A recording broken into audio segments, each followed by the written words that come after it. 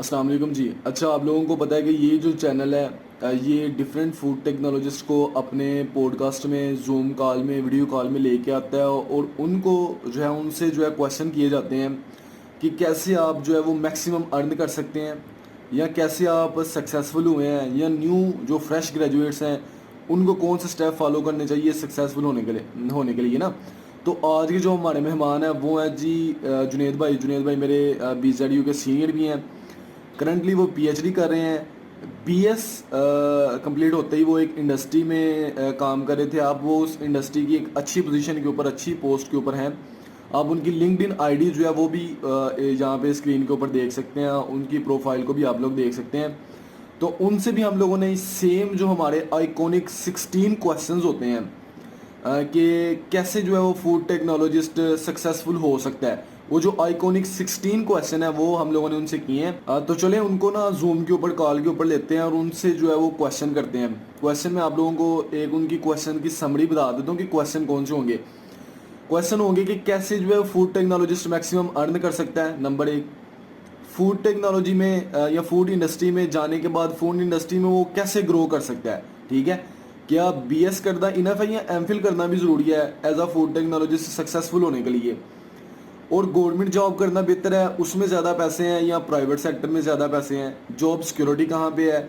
Certification, food certification हैसअप level 4 हो गया, food safety systems हो गए, फूड सेफ्टी मैनेजमेंट सिस्टम्स हो गए, लीड ऑडिटर हो गया, कंसल्टेंसी, और इस तरह की जितनी भी सर्विसेज हैं इनका क्या मतलब होता है, और इनमें से कौन सी जो है वो ज़्यादा आप लोगों को ना, जिसमें ज़्यादा आप अर्न कर सकते हैं। उसके अलावा उनकी एक्सपीरियंस और उनकी एक्सपोजर से हम लोग सीखेंगे कि उन्होंने कौन सी गलतियां की हैं जो वो समझते हैं कि एक जो फ्रेश ग्रेजुएट है, जो फूड टेक्नोलॉजी की डिग्री रखता है, BS डिग्री होल्डर है, MPhil होल्डर है, उसको कौन से ऐसे जो हैं स्टेप्स फॉलो करने चाहिए, कौन सी ऐसी गलतियां वो जो ना करे तो वो अच्छी पोजीशन के ऊपर कम से कम टाइम के ऊपर आ सकता है, ठीक है। तो यही बस थोड़े से क्वेश्चन होंगे, उनसे करते हैं। तो मैं उनको जूम कॉल मिलाता हूँ। आप लोग वीडियो को लास्ट तक देखें, वीडियो पसंद आती है तो वीडियो को लाइक किया करें, इसको शेयर करें और इसको चैनल को सब्सक्राइब करें इंशाल्लाह। नेक्स्ट जो आ रहा है ना, जो नेक्स्ट सेशन आ रहा है वो बाहर से फूड टेक्नोलॉजिस्ट होंगे जो हमें ज्वाइन करेंगे, जिनकी स्कॉलरशिप्स लगी हैं वो ज्वाइन करेंगे, जो इंडस्ट्री में हेड्स बैठे हुए हैं, क्वालिटी का हेड है, प्रोडक्शन का हेड है, अच्छी अच्छी फॉरेन की कंट्री में अच्छी अच्छी पोस्ट के ऊपर बैठे हुए हैं, उनको हम लोग इंटरव्यू में लेंगे ताकि आप लोगों की फ़ायदा हो। तो चलते हैं जी, उनको कॉल मिलाते हैं, उनसे क्वेश्चन वगैरह पूछते हैं जी। चलो, अस्सलाम वालेकुम। मेरा नाम मोहम्मद जुनैद अनवर है और करंटली मैं जो है मैनेजरियल पोस्ट पे साइम मुबीन फूड, जो कि नॉर्मली इसे हम SM फूड के नाम से जानते हैं, या इसके ब्रांड से गिव्स के नाम से जानते हैं, तो उसमें एज ए मैनेजरियल पोस्ट के ऊपर जॉब कर रहा हूँ। और साथ में ही मैं जो है PhD मैंने की है, तो ऑलमोस्ट वो भी विद इन मंथ और 2 मंथ जो है उसको भी मैं एंड करने जा रहा हूँ करंटली। जो वैसे तो ये सवाल वो है जो कि सारे कहते हैं कि पूछना ही नहीं चाहिए, हाँ। तो चले, आपने पूछा है। क्योंकि आपको पता है कि पहला सवाल जो है आपका, ये हर बंदे का पहला सवाल यही होता है, अच्छा आप क्या जॉब करते हैं, क्या सैलरी है। सैलरी पैकेज तो ऐसे ही है। चलें, मैं बता देता हूँ, मेरी जो है सैलरी जो है वो 80s to 110 के राउंड अबाउट है। हाँ जी। तो क्लियरली मेंशन नहीं करूँगा। तो और जो मैं इस वक्त करंटली जो है वो क्वालिटी इन्हांसमेंट के अंदर जो है मैनेजरियल पोस्ट के ऊपर पूरे यूनिट को हेड कर रहा हूँ यहाँ।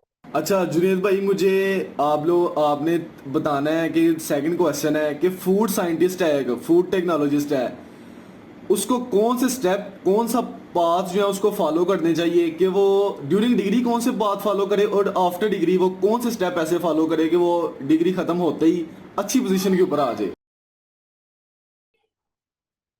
अच्छा, इसमें ना हमारे पास मल्टीपल ऑप्शंस होते हैं। ये हमारी जो है मिसकंसेप्शन है कि हमने जब एडमिशन अगर हमारा फूड साइंस में हो गया तो हमने फूड साइंस में ही जाना है, हमारे पास मींस के आपने एक लाइन में ही चलना है, इसके अलावा कोई ऑप्शन नहीं है। ये डेफिनेटली डिग्री आपका एक एसेट होती है कि आपने जहाँ पे पढ़ा आपने उसका एक्सपर्टीज ली और आप उसके अकॉर्डिंग ही आगे जो है चल के कर रहे होते हैं कि मीन्स हमने इसी में ही जॉब करनी है। मैं भी कर रहा हूँ, नो डाउट। लेकिन जब हम बात करते हैं ड्यूरिंग डिग्री, तो ड्यूरिंग डिग्री मोस्टली हम क्या करते हैं कि हमने जो है 8 to 4 या 8 to 12 यूनिवर्सिटी गए, उसके बाद हमने वही लेक्चर्स पढ़े या याद किए, और उसके साथ हम वहीं पे स्टक होके रह जाते हैं। हमें बेसिकली अगर हमने वहां पर एक्सपर्टीज लेनी है, तो अपनी डिग्री के अंदर एक्सपर्टीज लेनी है, तो हमें मल्टीपल ऑप्शंस की तरफ जाना चाहिए। देखें, अगर आप कहें कि पेड पेड कोई भी लोग आपको तब करते हैं जब आपके पास कहते हैं कि आपको एक्सपर्टीज हो। कोई भी आपको पे करता है, आपकी एक्सपर्टीज को पे करता है, बेसिकली वो आपको पे नहीं करता। तो वो हमें स्टार्ट से ही, अगर आपने अपनी डिग्री से लिंक रहना है, तो हमें वो स्टार्ट से ही उसके ऊपर वर्किंग स्टार्ट कर देनी चाहिए। मीन्स कि आपको डिफरेंट इंटर्नशिप्स की शक्ल में, जहां से आपको जो कुछ सीखने को मिलता है, आपको वहां पर अपने आप को जो है इंडल्ज करना चाहिए कि हाँ, मैं ये कर सकता हूँ बगैर किसी बेनिफिट के। डेफिनेटली आपको डायरेक्टली कोई भी बेनिफिट नहीं मिलता, आपको उसके लिए पहले कोशिश करनी पड़ती है। तो ड्यूरिंग डिग्री मैं ये सजेस्ट करता हूँ कि हमें जो है उसके साथ, जैसे हम डिग्री में परस्यू आगे चल रहे होते हैं, एक सेमेस्टर, 2 सेमेस्टर पास आउट होने के बाद, हमें जितना इंटर्नशिप की तरफ जाएं, इंटर्नशिप के साथ हम उसको प्रैक्टिकली सीखने की कोशिश करें। जो हमारे स्टूडेंट्स के अंदर हम भी पढ़ के आए हैं, तो हमारे अंदर भी एक मैं ये समझता हूँ कि लैक ऑफ प्रैक्टिकल जो है ना, ये हमारे अंदर एक कमी रही है। तो हमें इन चीजों को जो है अपने साथ के साथ कवर करते रहना चाहिए, ताकि जब हम डिग्री के एंड पे पहुंचे, तो आपके पास इनफ एक्सपर्टीज हो कि कोई आपको हायर करे, तो उसको ये ना लगे कि मुझे इसे सिखाना है। वो उसे पता हो कि मैंने इसे सिखाना नहीं है, मैंने इसे सीखना है। यानी आप कह रहे हैं कि तो ये ड्यूरिंग हमारे डिग्री इदारे को, ये हमारे उसको यानी आप कह रहे हैं कि ड्यूरिंग डिग्री जो है ना उसको इंटर्नशिप करनी चाहिए और स्किल सीखनी चाहिए, ऐसे ही है? स्किल्स सीखनी चाहिए। अगर अगर आप अपनी डिग्री से होता है कि आपका दिल नहीं है, आप इन्वॉल्व नहीं होते, तो आप डिफरेंट अदर स्किल्स हैं। आप आज हम जैसे कि हैं, जैसे आईटी के दौर में है, इसमें आपको फिजिकल जॉब के अलावा ऑनलाइन जॉब्स आपके पास नंबर ऑफ जॉब्स अवेलेबल है। तो हमें कोई ना कोई ऐसी स्किल लाजमी सीख लेनी चाहिए, एज अ सेकंड ऑप्शन लगा लें आप, कि आपको डिग्री के बाद job for example 1 month, 2 month, 3 month नहीं मिलती, तो आपके पास एक ऑप्शन होना चाहिए, यार चलें, जब तक ये नहीं मिलती मैं यहाँ पर सेटिस्फाई हूँ, इतनी अर्निंग कर रहा हूँ कि मैं अपना जो है बजट मैनेज कर सकता हूँ। अच्छा जुनेद भाई, मुझे आपने एक चीज़ और बतानी है डिग्री के आपने। बाद डेफिनेटली जब आप अच्छा, मैं कह रहा हूँ कि मुझे आपने ना अपने पर्सनल एक्सपीरियंस से ये चीज़ बतानी है कि एक फूड टेक्नोलॉजिस्ट मैक्सिमम कैसे अर्न कर सकता है, मैक्सिमम मैक्सिमम हाँ जी, कैसे अर्न कर सकता है? उसमें ये है, मैक्सिमम कैसे अर्न कर सकते हैं, उसमें भी हमारे पास मुख्तलिफ जो है हमारे पास, जैसे मैंने आपको बताया कि फील्ड होती हैं। हम जब एक्सपर्टीज ले रहे होते हैं, तो एक टाइम आता है कि आपने 6 माह, 1 साल इन्वेस्ट जब कर दिया ना, उसके बाद आपके पास नंबर डिफरेंट पाथवेज आ जाते हैं। आपने अगर एक्सपर्टीज ले ली है, आप उसमें कंसल्टेंसी है, आप कहीं पे अपनी जॉब है, आप मीन के फुल टाइम जॉब कर रहे हैं, उसके साथ आप कंसल्टेंसीज दे सकते हैं, उसके साथ आप टीचिंग कर सकते हैं। टीचिंग के साथ डिफरेंट और आपकी जो है जिसमें हम कह लें कि सेमिनार या ऑनलाइन वर्किंग है, जैसे चैनल्स वगैरह है, ये वो है कि जब आप इन्वॉल्व रहेंगे। अगर आप कहें कि हम यार चलें 8 से 12 हम फ्री रहकर पढ़ लिया है, अब हम थक गए हैं, उसके बाद हम जो है जब जॉब मिलेगी तब कर लेंगे। इसमें होता ही है कि जब हम जॉब की तरफ जाते हैं, तो वो फिर इंडस्ट्रीज हमें पे करती हैं 20,000, 30,000, 35,000। फिर हमें वो लगता है कि यार मैंने 16 ईयर्स एजुकेशन ली, और अब हमें जो है सिर्फ 30,000 मिल रहा है। तो हमें जब हमारी स्किल्स हमारे पास होंगी, हमारे पास मल्टीपल चॉइस होंगी, फिर हम चॉइस कर रहे होंगे कि हमने क्या करना है। जब हमारे पास स्किल नहीं होगी, तो फिर लोग चॉइस कर रहे होंगे कि आपसे क्या करवाना है। अच्छा तो मैंने जैसा बताया, हम टीचिंग कर सकते हैं। अच्छा, एक चीज़ मुझे जुनेद भाई, एक चीज़ आपने बतानी है कि जिसके पास फूड टेक्नोलॉजी की डिग्री है उसको गवर्नमेंट सेक्टर में जाना चाहिए या प्राइवेट सेक्टर में जाना चाहिए? जिसके पास फूड टेक्नोलॉजी की डिग्री है उसको प्राइवेट सेक्टर में जाना चाहिए, गवर्नमेंट सेक्टर में जाना चाहिए? देखिए, मैं ये समझता हूँ कि अगर आपने डिग्री सही मायने में की हुई है, अगर आप अर्न करना चाहते हैं सही मायने में, तो आपको प्राइवेट सेक्टर जो है वो गवर्नमेंट सेक्टर से ज्यादा पे करता है। अच्छा। हाँ, इसमें उसमें सबसे पहली शर्त वही है कि आप एक्सपर्टीज हैं। अच्छा, लोगों को सबसे पहले आपकी इसमें जा एक्सपर्टीज है, नहीं, अगर आप। एक मिनट जुनेद भाई, मैं कह रहा हूँ कि लोगों को होता है कि हाँ जी गवर्नमेंट सेक्टर में ज़रा जॉब की सिक्योरिटी है और जो प्राइवेट सेक्टर है उसमें निकाल देते हैं, या जब तक उनका दिल करे वो बंदे को रखते हैं। तो आप क्या समझते हैं, आखिर आप पीएचडी कर रहे हैं, इतना ज़्यादा एक्सपीरियंस हो गया है, डिफरेंट पीपल से मिले हैं, एक्सपोजर भी इतना ज़्यादा है, तो क्या समझते हैं आप कि फूड टेक्नोलॉजी के डिग्री होल्डर को गवर्नमेंट जॉब की तरफ जाना चाहिए या प्राइवेट की तरफ जाना चाहिए? अच्छा, उसमें ना देखें, ये आपकी बात बिल्कुल दुरुस्त है कि हमें एक ये डर हमेशा रहता है किसी भी प्राइवेट इंडस्ट्री के अंदर कि हमें आज जॉब पर आए हैं तो कल हमें निकाल देंगे। ये डर डेफिनेटली रहता है, लेकिन उसमें फिक्र सिर्फ उससे होती है जो काम चोर होता है।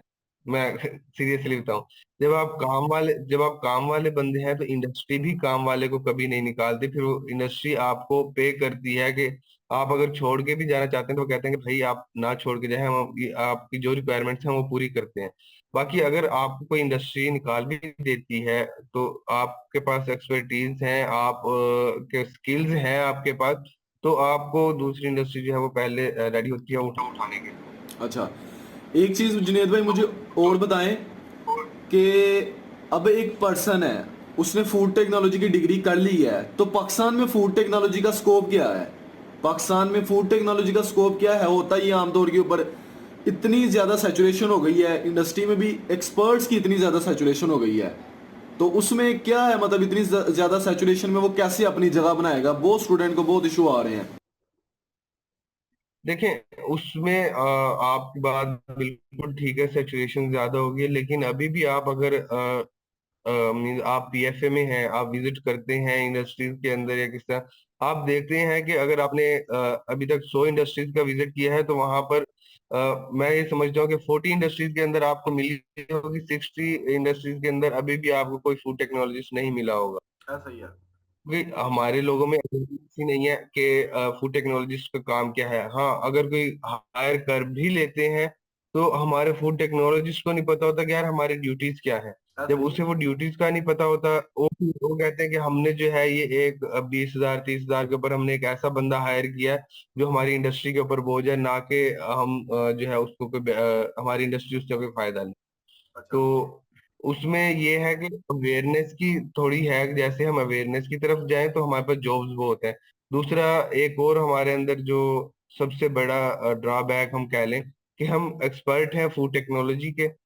ठीक है, हमें पता है कि उसको प्रोसेस कैसे करना है, सेल कैसे करना है, कंज्यूमर कैसे लाइक करेगा, ये सारी चीजें हमें पता है। लेकिन हम क्या करते हैं कि हम 20,000 पे जाते हैं और जाकर वहाँ पे जॉब स्टार्ट करते हैं। इसकी जगह पे अगर हम इंटरप्रेन्योरशिप की तरफ आए तो हम एक अपना सेटअप बना सकते हैं जिसको हम इंडस्ट्रियल इससे ज्यादा अच्छे से रन कर सकते हैं, क्योंकि वो उसने दूसरों की सजेशंस के ऊपर चलना है। हमें पता है कि किसका क्या बेनिफिट होगा और क्या जो है उसका हमें लॉस होगा आगे चल। अच्छा जुनेद भाई, एक तो पर्सन है, इंटरप्रेन्योरशिप। अब एक पर्सन है वो इंडस्ट्री में इन हो गया है, इंडस्ट्री में काम कर रहा है जैसे आप काम कर रहे हैं। अब वो बंदा इंडस्ट्री में आगे जाना चाहता है, इंडस्ट्री में अपना नाम बनाना चाहता है, अपना एक वो जो होता है ना लेबल अपना अपना बनाना चाहता है कि हाँ जी इंडस्ट्री का ये बंदा बहुत काबिल है इंडस्ट्री के काम में, ठीक है, एक्सपर्ट बनना चाहता है, इंडस्ट्री में इन हो गया। अब उसको मजीद कौन से स्टेप ऐसे फॉलो करने चाहिए कि वो इंडस्ट्री में आगे तक जा सके? होता ये है कि देखते हैं जी 7 7 8 8 साल हो गए हैं लोगों को काम करते हुए इंडस्ट्री में, लेकिन पे वही 50 60, वही 50 60। तो वो कौन से ऐसे स्टेप फॉलो करे कि इंडस्ट्री में वो आगे का जा सके ना?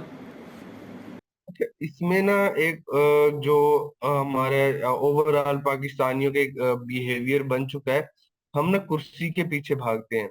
हाँ। फॉर एग्जांपल, मैं आया हूँ एज अ ऑफिसर आया हूँ, तो ऑफिसर आके मैंने क्या है कि मुझे एक रूम मिल गया है, एक कुर्सी मिल गई है, अब मैंने आना है ड्यूटी पे, अपना कार्ड इन किया, मैं बैठा सारा दिन ऑफिस में बैठ के उठ के चला गया। देखिए, एक्सपीरियंस आपका ये नहीं है कि आपने कितना अरसा काम किया, एक्सपीरियंस ये है कि आपने वहां पे किया क्या, सीखा क्या, वहां पे इम्प्रूवमेंट्स क्या लेकर आए।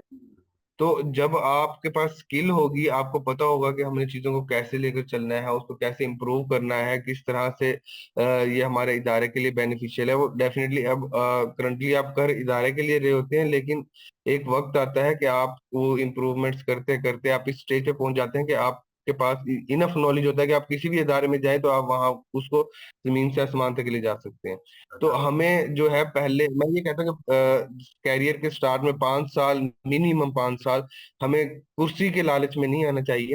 कुर्सी को छोड़ के हमें फील्ड में रहना चाहिए। ऑनलाइन जब हम प्रोसेस पे रहेंगे ना, तो हमें पता होगा कि हाँ, कौन सी स्टेप पे क्या हर्डल्स आती हैं, उनको डील करने के लिए हमें क्या जो है उसके स्टेप्स लेने पड़ते हैं। अच्छा, मुझे एक तो चीज़ जो बताएं। एक एक्सपेक्ट पर्सन एक पर्सन के पास फूड टेक्नोलॉजी की डिग्री आ गई है। अब फूड टेक्नोलॉजी से मजीद आगे जो ब्रांचेज हैं, जैसे क्वालिटी एश्योरेंस है, लीड ऑडिटर है, फूड इंस्पेक्टर्स हैं, फूड सेफ्टी कंसल्टेंट्स हैं, ट्रेनर्स हैं, इन सारी 5-6 जो ब्रांचेज हैं, इनमें से सबसे ज़्यादा पैसे किस में है? उसको किस फील्ड में जाना चाहिए?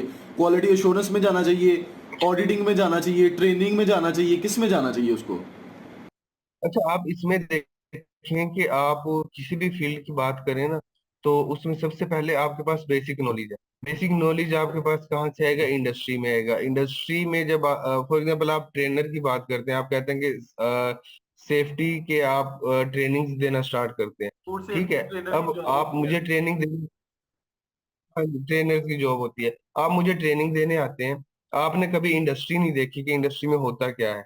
आप अगर कहते हैं कि हमें सीआईपी में ऐसे करना चाहिए, मैं आपके सामने क्वेश्चन रखता हूँ कि भाई ये हमारी चीज है, आप बताएं इसकी सीआईपी कैसे करें।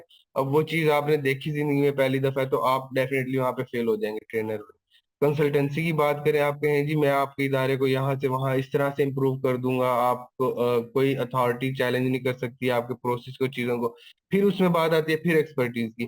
तो जब आप बेसिक नॉलेज में एक्सपर्टीज ले लेंगे, तो फिर आप जिस भी फील्ड में जाएंगे आप कामयाब है। अगर आपके पास एक्सपर्टीज नहीं है, फिर आप कंसल्टेंसी में चले जाएं, आप ट्रेनर एज अ ट्रेनर चले जाएं, आप क्वालिटी एश्योरेंस को लीड करने चले जाएं, आप प्रोडक्शन के हेड चले जाएं। अब प्रोडक्शन के हेड चले जाएं, आप कहें जी ये प्रोडक्शन चल रही है, कोई आके आपको कहता है जी ये इश्यू है, इसको इस तरह से रिजोल्व करना है। अब वो जो इश्यू आप 2 मिनट में रिजोल्व करवा सकते थे, आपके पास बेसिक नॉलेज नहीं था, एक बंदा आया उसने कहा जी इसको 2 घंटे लगेंगे, आप वो आपके 2 आवर्स की, आपने ओनर की भी जैसे कहते हैं फाइनेंशियली लॉस कर दिया, उसने सारी चीजें लॉस कर दी। तो ये चीजें हैं कि हमें एक्सपर्टीज पहले नहीं, ले लें, जुनेद भाई, मैं उसके पूछ रहा बाद ये हूँ सारी कि ये जो फील्ड जो चार है पांच फील्ड मैंने बताई हैं आपको, वो मार्केट में बेसिकली जुनेद भाई, मैं आपसे पूछ रहा हूँ कि ये जो 5-6 फील्ड्स मैंने आपको बताई हैं, इनमें से पाकिस्तान लेवल के ऊपर होता है ना, जैसे अब एक जो शेफ है वो ज़्यादा पैसे कमा रहा होता है, वेटर कम कमा रहा होता है। तो इन 4-5 फील्ड में सबसे ज़्यादा पैसे किस में है? क्वालिटी एश्योरेंस में है, ऑडिटिंग में है, कंसल्टेंट्स में है, ट्रेनर्स में है, जो लेबॉर्ट्री इंजीनियर्स होते हैं, जो फूड टेक्नोलॉजिस्ट होते हैं, उसमें है, किस में है? बेसिकली मैं ये पूछना चाह रहा हूँ, क्योंकि आप इंडस्ट्री में काम कर रहे हैं, इंडस्ट्री किसको ज़्यादा पे करती है?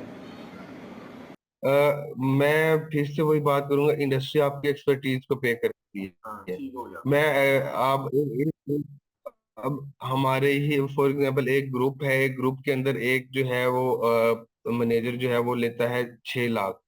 ठीक है। दूसरी तरफ दूसरा यूनिट, पूरा यूनिट हेड कर रहा होता है, वो भी मैनेजर है, उसको दे रहे होते हैं 2 लाख। तो हाँ। आप देखें कि अब है दोनों मैनेजर, तो अब एक 6 लाख ले रहा है, एक 2 लाख ले रहा है, उसमें डिफरेंस कहाँ पर आया? उनकी एक्सपर्टीज के अंदर। उन्हें पता है कि उसमें जो काबिलियत है, वो कहते हैं कि भाई मैंने इससे कम लेना नहीं है, आप इसकी जगह मेरी जगह कोई और हायर कर लो। वो उनकी मजबूरी होती है उस बंदे को रखना। तो इसी तरह आप जो भी फील्ड सेलेक्ट करते हैं, उसमें आप अपने मैक्सिमम की तरफ जाएंगे, अच्छा जुनेद भाई, मुझे ये मैक्सिमम की तरफ बताएं जाएंगे कि जो तो ये उसमें आपकी सर्टिफिकेशंस हैं, ये जो सर्टिफिकेशंस हैं, हैसब की सर्टिफिकेशन है, लीड ऑडिटर है, फूड सेफ्टी लेवल 4 की ट्रेनिंग है हाई फील्ड से, ये ट्रेनिंग करना ज़रूरी है इंडस्ट्री में सक्सेस के लिए कि नहीं ज़रूरी? या जिसने पाकिस्तान में काम करना है वो ना ये ट्रेनिंग करे? जैसे हैसब लेवल 4 है, लीड ऑडिटर है, आजकल लीन सिग्मा 6 भी आया हुआ है, तो ये सारी सर्टिफिकेशन करना ज़रूरी है? निबोश वगैरह भी, ये ज़रूरी है कि नहीं ज़रूरी? अच्छा, उसमें ना देखिए, मैं ये समझता हूँ कि ये बहुत जरूरी है। आप पाकिस्तान में करें, आउट ऑफ कंट्री करें, कहीं भी करें, लेकिन इनमें पहले वही कि आप पहले बेसिक नॉलेज लें। आप एक से, मैं ये जो मेरा पर्सनल ओपिनियन है, मैंने इंडस्ट्री में मुझे 6 साल हो गए हैं, तो मेरा पर्सनल ओपिनियन ये है कि आप सर्टिफिकेशन से लेते हैं। अब मैं अपने ही एग्जांपल कोट करता हूँ। मैंने 2019 के अंदर मैंने हलाल लीड ऑडिटर का कोर्स किया। मैं उस टाइम भी मुझे 1 साल हो चुका था इंडस्ट्री के अंदर, लेकिन हमारी इंडस्ट्री के अंदर उस टाइम हलाल इम्प्लीमेंट नहीं था। ठीक है। अब वो जाकर हमने वर्किंग स्टार्ट की 2021 में, तब तक मेरा वो एक्सपायर हो गया। मैंने जो ट्रेनिंग ली, मैंने जो वो चीजें ली, वो मैं भूल गया। तो हमें ये चीजें उस टाइम ज्यादा बेनिफिशियल होती हैं जब हम उस इदारे में काम कर रहे हो जहां पर इन चीजों के ऊपर वर्किंग वो ओनर चाहता हो या वर्किंग हो रही हो। अब जब हमारे पास स्टार्ट हुई तो फिर मुझे फील हुआ कि नहीं यार, मुझे दोबारा करनी चाहिए। नहीं, मैं जैसे कि आप इसलिए 2 साल जुनेद भाई, मैं जॉब के बाद इसलिए आपने वो पूछ रहा हूँ चीजें कि देखी। गुल्फ में, ख़ास करके गुल्फ में या पाकिस्तान में कोई भी जॉब आती है तो उसमें उन्होंने नीचे मेंशन किया होता है कि हाँ जी, हैसअप लेवल 4 सर्टिफाइड पर्सन होना चाहिए, या food safety level 4 certified person होना चाहिए, या लीड ऑडिटर जो है वो पर्सन होना चाहिए, उसको हम लोग हायर करेंगे। तो मैं उस हवाले से पूछ रहा हूँ। हाँ जी, हम उसमें देखें आप, मैंने आपको बात की कि जो इंडस्ट्रीज करवा रही होती हैं, अगर आप उन्हें वही लोग चाहिए होते हैं। अब अगर हमारी इंडस्ट्री करवा रही है हलाल लीड ऑडिटर या ये, अब हमारी इंडस्ट्री नेक्स्ट जो हायर करेगी वो कहेगी कि हमें ऐसा बंदा चाहिए जो ये करवा सकता है। फॉर एग्जाम्पल मैं मुझे किसी की रिप्लेसमेंट में जाना है या किसी को मेरी रिप्लेसमेंट में लेके आना है, तो वो ऐसा बंदा ही हायर करेंगे जो हलाल लीड ऑडिटर मीन जो हलाल के ऑडिट्स करवा सके, जो FFSC के ऑडिट्स करवा सके ना। वो ऐसे फ्रेशर को तो नहीं लेके आएगी जिसके पास सर्टिफिकेशन ना हो, वो जिसको आता ही ना हो, तो फिर आगे उनके ऑडिट्स आने हैं, चीजें आनी, तो वो कैसे मैनेज करेगा। तो ये जरूरी है। लेकिन मैं ये समझता हूँ कि आप करें तब जब आपको चीजें समझ आए। ये ना हो कि हम पहले कर लें, जब हम बाद में 1 साल बाद 2 साल बाद इम्प्लीमेंटेशन की तरफ जाएं तो तब हम वहाँ जीरो पे खड़े हो, तो फिर मैं समझता हूँ फिर वो एक कागज का टुकड़ा है। अच्छा जुनेद भाई, अब आपने बताना फिर है। 1 साल हमें अच्छा, अब आपने बताना है कि स्ट्रगल स्टोरी अपनी, कि जो है एक पर्सन को कितनी स्ट्रगल करनी पड़ती है आगे आने के लिए इंडस्ट्री में, या अभी भी आप, हर बंदा अभी भी स्ट्रगल कर रहा होता है। तो आपने बताना है कि मैं कहाँ पे था और फिर मैंने यहाँ पे किया, अगर मैं ना करता तो मैं तो यहाँ पे ना होता, ठीक है। तो स्ट्रगल स्टोरी थोड़ी सी अपनी बताएं स्टूडेंट्स को मोटिवेट करने के लिए, कि किस हद तक जो है ना मुश्किलात आती हैं बंदे को ना आगे जाने के लिए।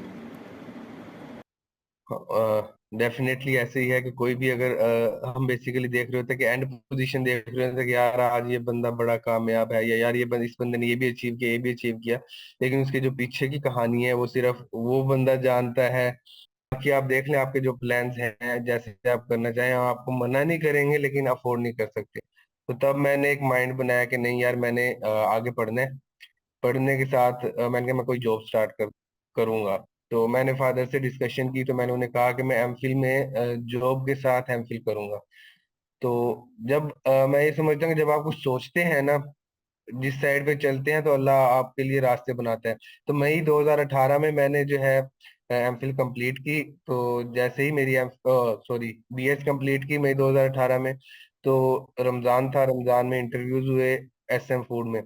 तो यहाँ पर आकर जो है मैंने इंटरव्यू दिए। हम अपनी क्लास में से 16 लोग आए। सॉर्ट आउट होते होते एट द एंड मेरी सिलेक्शन होगी। टू द पॉइंट सिलेक्शन हुई। तो ईद के फौरन बाद 20 जून को मेरी जो है ना 2018 में ज्वाइनिंग हो गई।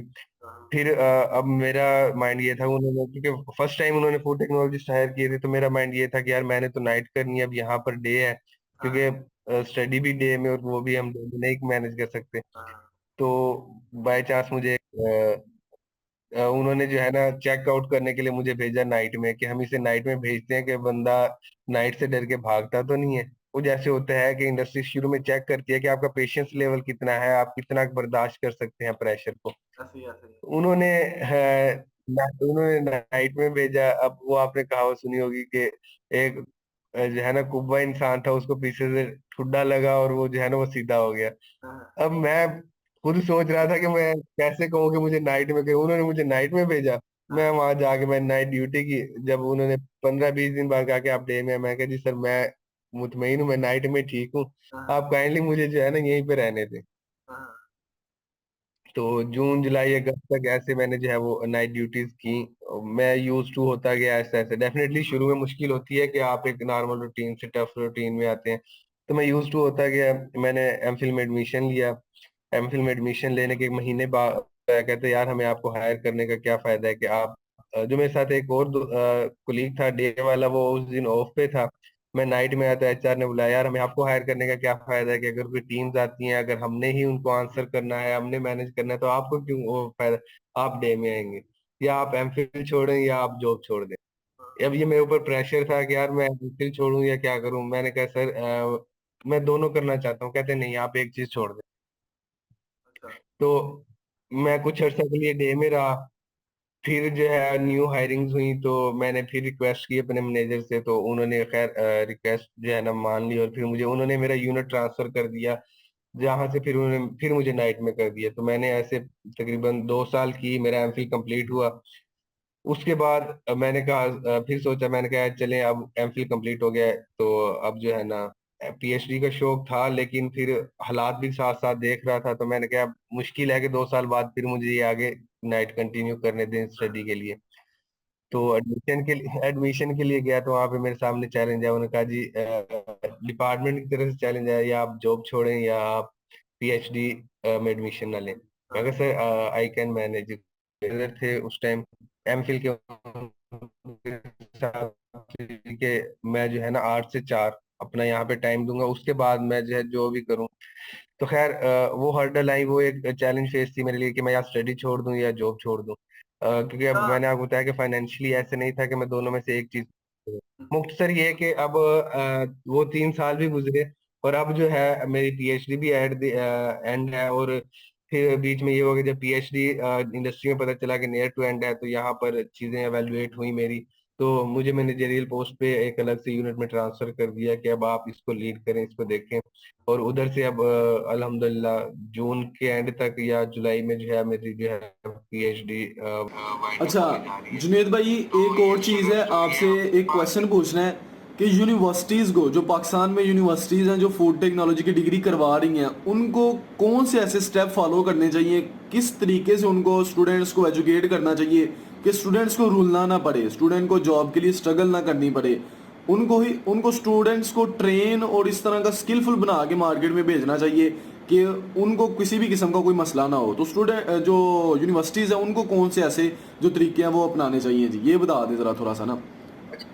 इसमें मोस्टली अब इंडस्ट्रीज और एकेडमी के जो लिंकेजेस है ना, ये मैं समझता हूँ कि ये एक सबसे अच्छा मैटर है कि हम एमओयूज जैसे साइन होते हैं। तो एमओयूज साइन तो होते हैं, लेकिन उनको यूटिलाइज नहीं किया जाता। मैं ये समझता हूँ कि उनको प्रॉपरली यूटिलाइज किया जाए। बच्चे जैसे ग्रेजुएट हैं, ग्रेजुएशन के अंदर हैं, तो उनको इंटर्नशिप्स के लिए, ट्रेनिंग्स के लिए, या मुख्तलिफ लोगों के सेमिनार्स के लिए हम उनको एक मौके फराहम करें कि वो जो है उनको पता चले कि मार्केट में चल क्या रहा है। दूसरा मैं ये समझता हूँ कि सारा रोल टीचर्स का या एकेडमिया का नहीं होता, एक स्टूडेंट का अपना भी रोल होता है। उसको भी डे वन से एक चीज समझनी चाहिए कि मैंने यहाँ से ग्रेजुएट होने के बाद डिग्री लेके निकलना है, तो मार्केट में मुझे इसी डिग्री के बेस के ऊपर जॉब मिलनी है। अब डिग्री, मैं समझता हूँ कि कहीं पे सिर्फ डिग्री का रोल सिर्फ आपकी लाइफ में इतना है कि कहीं पे इन होने के लिए, फॉर एग्जाम्पल एक जॉब आई पीपीएससी पर आई, वहां पे अप्लाई के लिए ग्रेजुएट चाहिए, तो उसको एक ग्रेजुएशन की एक डिग्री चाहिए। लेकिन आपको बाकी जो वैल्यूएशन है वो आपकी है, आपके पास नॉलेज कितना है, चीजें कितनी है। तो स्टूडेंट को भी और एकेडमिया को भी बच्चे को इस तरह से ट्रेन करना चाहिए, स्टूडेंट को इस तरह से मेंटली प्रिपेयर रहना चाहिए कि मार्केट में चल क्या रहा है, वो क्या कुछ हमसे डिमांड करते हैं, हमें उसके लिहाज से तैयार होना है। और एकेडमिया को चाहिए कि हम उस लिहाज से बच्चे को मार्केट में भेजें भेजें कि जब मार्केट अच्छा में बच्चा जाए तो लोग ये ना कि अच्छा है वो अच्छा उसको जुनेद भाई, आपका देख। आपने मतलब आपको काफ़ी 5-6 साल का एक्सपीरियंस हो गया है, फूड टेक्नोलॉजी के डिग्री होल्डर हैं आप, काफ़ी ज़्यादा मेहनत की है, काफ़ी ज़्यादा लोगों के साथ आपका मिलना जुलना भी है, एक्सपोजर भी काफ़ी ज़्यादा है, एक्सपीरियंस भी काफ़ी ज़्यादा है। तो रिकमेंडेशन, रेफरेंस, सिफारिश जॉब हासिल करने के लिए प्राइवेट सेक्टर में ये किस हद तक सच्चाई है इसमें, ये ज़रा थोड़ा सा बता दें। अच्छा इसमें नो डाउट के पाकिस्तानी कल्चर कुछ इस तरह से है कि हमें जब तक आपको रेफरेंस ना हो तो आपको इंटरव्यू तक के लिए समटाइम कॉल नहीं आ रही होती। तो वो हमें कॉल के लिए भी रेफरेंस की जरूरत होती है कि हमें इंटरव्यू के लिए तो बुलाएं। तो और समटाइम हायरिंग तक के लेवल पे जाता है रेफरेंस। गवर्नमेंट सेक्टर में भी है, नो डाउट ये तकरीबन 70 to 80% चलता है कि रेफरेंस आपका लाजमी होना चाहिए। लेकिन मैं ये समझता हूँ कि रेफरेंस से ऊपर एक और चीज है जो आपकी एक लक है या एक अल्लाह का प्लान है कि आपको जहां से रिस्क देना है। हाँ तो जी। कोशिश हमें करनी चाहिए। रेफरेंस नो डाउट हमें ले जाते हैं इंडस्ट्री में, इन भी करवा देगा आपको एक रेफरेंस। लेकिन जब आप इन हो जाओगे, बात फिर वही है कि वो इंडस्ट्रियलिस्ट कोई भी है आपको रेफरेंस से हायर तो कर लेगा, लेकिन वो आपसे फायदा जरूर मांगेगा कि भाई अब आपको हायर कर लिया, अब आप हमें फायदा दे। आप फायदा नहीं करोगे, महीना 2 महीने 3 महीने में वो आपको किक आउट कर देगा कि भाई हमें आपसे कोई फायदा ही नहीं है। वो जिस रेफरेंस के थ्रू आप आए होंगे उसे भी कहेगा कि भाई ये आपने रेफरेंस आपने दिया था कि बंदा अच्छा है, लेकिन ये हमारे किसी काम का नहीं है। तो नया बंदा जो इम्प्रूवमेंट ला रहा होगा उसे रेफरेंस हमें इन अच्छा जरूर जुनेद, करवाते हैं, लेकिन आगे 40 मिनट हो गया, आपको मैं आपको फिर आपका कॉल कर रहा हूँ, ठीक है। लेके जा रही अच्छा जुनेद भाई, है। Okay okay. आप इंडस्ट्री में काम कर रहे हैं इस टाइम और इतना ज़्यादा आपका वर्क एक्सपीरियंस हो गया, आप क्या समझते हैं कि इंडस्ट्री में आगे जाने के लिए एमफिल करना या पीएचडी करना ज़रूरी होता है अगर किसी ने सिर्फ इंडस्ट्री में काम करना है, क्योंकि 16 ईयर एजुकेशन होती है। जी जी। सिर्फ इंडस्ट्री में काम करना है तो वहां तक के लिए मैं ये समझता हूँ कि एम फिल तक लाजमी है, पीएचडी कोई जरूरी नहीं नहीं, है। एम फिल एमफिल तक एमफिल जरूरी है इंडस्ट्री में काम इसलिए करने के लिए। लाजमी है। अब मैं आपको उसके पीछे रीजन बता देता हूँ कि बेसिकली ग्रेजुएट्स को भी इंडस्ट्रीज कुछ इंडस्ट्रीज हायर कर रही होती हैं। तो आगे जाके आपको थोड़ा बहुत नॉलेज एक्सपर्टीज वहां से इंडस्ट्री से भी आपको मिल रहा होता है रिसर्च। लेकिन जो एमफिल है ना, एमफिल आपको मेंटली रिसर्च आइडियाज की तरफ लेकर जाती है, उसको आपको एक लिंक प्रोवाइड करती है कि आप अपने साइंटिफिक कम्युनिटी से किस तरह से अटैच होना है। आप देखें कि रेगुलर बेस के ऊपर रेसिपीज चेंज हो रही हैं, दुनिया इंप्रूवमेंट्स की तरफ जा रही है। आप आज जैसे न्यूट्रास्यूटिकल को खत्म करके लोग जो है उसकी तरफ आ रहे हैं कि हमारे पास फंक्शनल फूड्स की तरफ आ रहे हैं। लेकिन जब हम बात करते हैं ना बेसिक हमारे ग्रेजुएट की, तो उसको ये चीजें नहीं पता कि कहाँ से सर्च आउट होंगी, किस तरह से हम इसको एक्सप्लोर कर सकते हैं वर्ल्ड को कि इस वक्त दुनिया में क्या चल रहा है। तो एमफिल बेसिकली हमें एक दुनिया से कनेक्ट करने का जरिया होती है। वो बताते हैं कि हमें किस तरह से हम दुनिया में दूसरे लोगों की रिसर्च पढ़ सकते हैं। उनको रिसर्च पढ़ना भी एक आर्ट है कि आपको रिसर्च पढ़नी आनी चाहिए। कि अगर मैंने एक चीज लिखी है, मैंने रिसर्च की है, अब बीएस का बच्चा है ना, वो बुक्स से निकल के आया होता है, वो नेट की दुनिया पे या रिसर्च की दुनिया से वो बिल्कुल अनजान होता है। आप ने एमफिल किया, मैंने किया, हम देख लें कि हम ग्रेजुएट होके आते हैं, हमें सिर्फ जो बुक्स नोट्स मिले हमने वहां तक पढ़ा, या अगर हमने ज्यादा कोशिश की तो हम बुक्स तक ही रह गए। लेकिन जब हम एमफिल में आते हैं तो हमें पता चलता है कि रिसर्च आर्टिकल्स क्या है, रिव्यू क्या है, दुनिया में इस टाइम चल क्या रहा है, 2022 में क्या चल रहा था, 23 में क्या चल रहा है, अब दुनिया किस तरफ जा रही है। तो जब हमें ये चीजों का पता होता है तो इंडस्ट्री को हम प्रमोट करने में ज्यादा अच्छा रोल अदा कर सकते हैं। तो जब फिर हम अगर फाइनेंशियली बात करें या इंडस्ट्री के लिहाज से बात करें, तो इंडस्ट्री फिर प्रमोशंस भी उन्हें ही दे रही होती है जिनके पास इस तरह के आइडियाज, नॉलेज और इस तरह की चीजें ज्यादा होती हैं। ग्रेजुएट चूंकि बुक से निकला होता है तो वो उसी को इम्प्लीमेंट कर रहा होता है, तो वो फिर आगे नहीं बढ़ सकता। एक्सपर्टीज लेने में भी वो वहां तक महदूद रहता है, तो इसलिए वो जरा कम ग्रो करता है as compare to M fill. अच्छा जुनेद भाई, आपको इंडस्ट्री में इतनी देर हो गई है काम करते हुए, पीएचडी भी आप कर रहे हैं, तो आप क्या समझते हैं कि आपसे कौन सी मिस्टेक्स हुई हैं जो आप समझते हैं कि जो आपसे मिस्टेक्स हुई हैं, जो आप ना करते तो आप इससे भी अच्छी पोजीशन के ऊपर होते, वो ज़रा बताएं कि कौन सी आप समझते हैं कि यार ये मुझसे गलतियां हुई हैं, मैं ये वाले स्टेप ना फॉलो करता, ये वाले फॉलो कर लेता तो आज मैं इससे भी अच्छी पोजीशन के ऊपर होता। हाँ, उसमें डेफिनेट जो समझता हूँ कि एमफिल के बाद मैंने डायरेक्टली पीएचडी पाकिस्तान से एडमिशन लिया, तो ये भी एक था इशू। मैंने जैसे एडमिशन लिया फिर उससे मैंने कंटिन्यूस की, डेफिनेटली आज नहीं तो कल इसका पे ऑफ होगा। लेकिन मैं ये समझता हूँ कि अगर मैं यही थोड़ी सी ट्राई करता बाहर मूव करने की, तो मैं एक किसी अच्छे कंट्री से जाके वहां से पीएचडी वगैरह परसू करता। तो